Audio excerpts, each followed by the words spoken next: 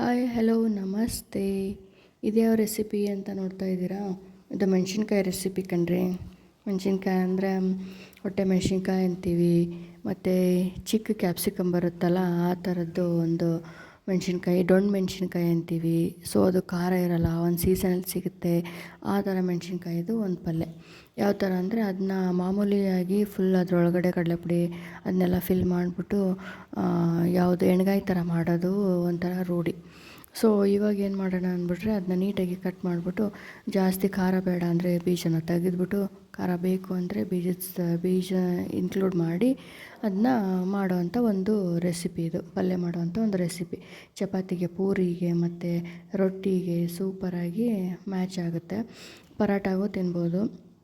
So ಇದಕ್ಕೆ ಸ್ವಲ್ಪ ಬಾಣಲಿಲಿ ಸ್ವಲ್ಪ ಎಣ್ಣೆನ ತೊಗೊಂಡ್ಬಿಟ್ಟು ಅದಕ್ಕೆ ಸಾಸಿವೆ, ಜೀರಿಗೆ ಮತ್ತು ಮೆಣಸಿನ್ಕಾಯಿ ಅಂದರೆ ಅದೇ ಕ್ಯಾಪ್ಸಿಕಮ್ಮು. ನಿಮಗೆ ಬೇಕಾದರೆ ಖಾರ ಇರೋಲ್ಲ ಅಂತ ಎಕ್ಸ್ಟ್ರಾ ಮೆಣಸಿನ್ಕಾಯಿನೂ ಸೇರಿಸ್ಕೊಬೋದು.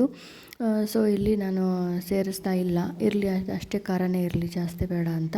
ಸೊ ಈರುಳ್ಳಿ ಇದನ್ನೆಲ್ಲ ಹಾಕ್ಬಿಟ್ಟು ನೀಟಾಗಿ ಫ್ರೈ ಮಾಡ್ತಾಯಿದ್ದೀನಿ. ಜಾಸ್ತಿ ಎಣ್ಣೆ ಯೂಸ್ ಮಾಡಬಾರ್ದು. ಸೊ ಅದಕ್ಕೋಸ್ಕರ ಇಲ್ಲಿ ಮೆಣಸಿನ್ಕಾಯಿ ಅಂದರೆ ನಾನು ಸಪ್ರೇಟಾಗಿ ಮೆಣಸಿನ್ಕಾಯಿನ ಆ್ಯಡ್ ಮಾಡ್ತಾಯಿದ್ದೀನಿ. ಖಾರ ಅದರಲ್ಲಿ ಬಿಟ್ಕೋಬಾರ್ದು, ಬಟ್ ನಮಗೆ ಬಾಯಿಗೆ ತಿನ್ನೋಕ್ಕೆ ಸೂಪರಾಗಿರುತ್ತೆ ಅಂತ ಹೇಳ್ಬಿಟ್ಟು ನಮಗೆ ಬೇಕಾಗಿರೋದು ಒಂದು ಸ್ವಲ್ಪ ದಪ್ಪ ಮೆಣಸಿನ್ಕಾಯಿನ ತೊಗೊಂಡ್ಬಿಟ್ಟು ಹಾಫ್ ಮೆಣಸಿನ್ಕಾಯಿನ ಕಟ್ ಮಾಡಿ ಅದರೊಳಗಡೆ ಗುರಳ್ ಪುಡಿ ಅಂತ ಕರಿತೀವಿ ನಾವು, ಕರಿ ಪುಡಿನ, ಗುರಳ್ ಪುಡಿ, ಅದ್ರ ಜೊತೆ ಸ್ವಲ್ಪ ಕಡಲೆಪುಡಿ.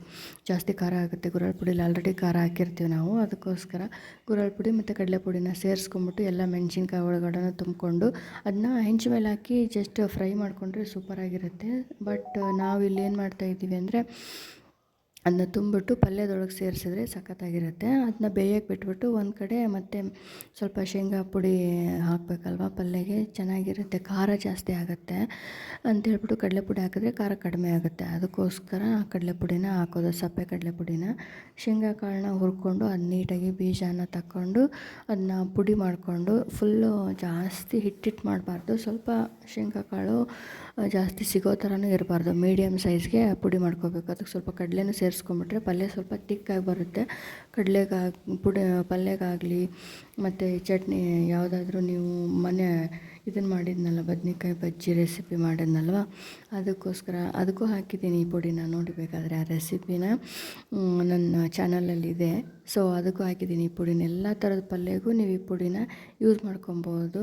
ಮತ್ತು ಮೂಲಂಗಿ ರೆಸಿಪಿ ಹಾಕಿದ್ದೀನಿ, ಮೂಲಂಗಿ ಪಲ್ಯದ, ಅದಕ್ಕೂ ಕೂಡ ಈ ಪುಡಿನ ನೀವು ಯೂಸ್ ಮಾಡ್ಕೊಬೋದು, ಸೂಪರಾಗಿರುತ್ತೆ. ಮತ್ತು ಸ್ನ್ಯಾಕ್ಸ್ಗೆ ಅಂತ ಮಂಡಕ್ಕಿ ಮಾಡಿದ್ನಲ್ವ, ಗರಿ ಮಂಡಕ್ಕಿ ರೆಸಿಪಿ ಇದೆ, ಅದಕ್ಕೂ ಈ ಪುಡಿನ ಯೂಸ್ ಮಾಡ್ಕೋಬೋದು. ಸೊ ಅದಕ್ಕೋಸ್ಕರ ಸ್ವಲ್ಪ ಜಾಸ್ತಿನೇ ಪುಡಿ ಮಾಡಿಟ್ಕೊಂಡ್ರು ಚಿಂತೆ ಇಲ್ಲ.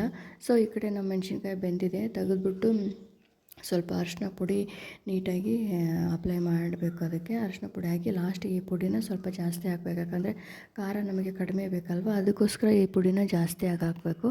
ಖಾರ ಬೇಕು ಅಂದವರು ಸ್ವಲ್ಪ ಆ್ಯಡ್ ಮಾಡ್ಕೋಬೋದು ಅಷ್ಟೇ. ಬಟ್ ಪಲ್ಯಗೆ ತಿಕ್ನೆಸ್ ಅನ್ನೋದನ್ನು ಕೊಡುತ್ತೆ ಇದು. ಮತ್ತು ಮೆಣಸಿನ್ಕಾಯಿಗೆ ಅಲ್ಲಲ್ಲಿ ಹಿಂಗೆ ಸ್ವಲ್ಪ ಹತ್ತೋದ್ರಿಂದ ಸೂಪರಾಗಿ ಟೇಸ್ಟ್ ಕೊಡುತ್ತೆ. ಶೇಂಗಾ ಬೀಜ ಅಂದರೆ ಕೇಳ್ತೀರಾ, ಸೂಪರಾಗಿ ಟೇಸ್ಟ್ ಇರುತ್ತೆ. ಸೊ ಅದಕ್ಕೋಸ್ಕರ ಕಡಲೆ ಪುಡಿನ ಅದರಲ್ಲಿ ಆ್ಯಡ್ ಮಾಡ್ಕೋಬೇಕು, ಸೂಪರಾಗಿರುತ್ತೆ. ಲಾಸ್ಟಿಗೆ ಸ್ವಲ್ಪ ನೀರು ಹಾಕ್ಬಿಟ್ಟು ಒಂದು 5ರಿಂದ 10 ನಿಮಿಷ, ಈಗ ಆಲ್ರೆಡಿ ಕ್ಯಾಪ್ಸಿಕಮ್ ಬೆಂದ್ಬಿಟ್ಟಿದೆ ಇವಾಗ.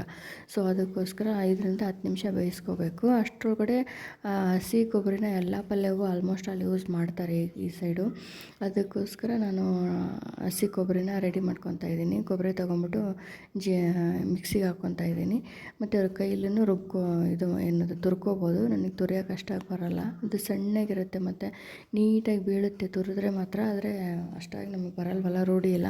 ಸೊ ಮಿಕ್ಸಿಗೆ ಹಾಕ್ಬಿಟ್ರೆ ಸಖತ್ತಾಗಿ ಅದೇ ಥರ ಆಗುತ್ತೆ. ಅದನ್ನ ತೊಗೊಂಡ್ಬಿಟ್ಟು ಲಾಸ್ಟಿಗೆ ಸೇರಿಸ್ಕೊಂಡ್ಬಿಟ್ರೆ ಪಲ್ಯನೂ ಜಾಸ್ತಿ ಆಗುತ್ತೆ, ಖಾರನೂ ಕಡಿಮೆ ಆಗುತ್ತೆ, ತಿಕ್ನೆಸ್ಸು ಜಾಸ್ತಿ ಆಗುತ್ತೆ.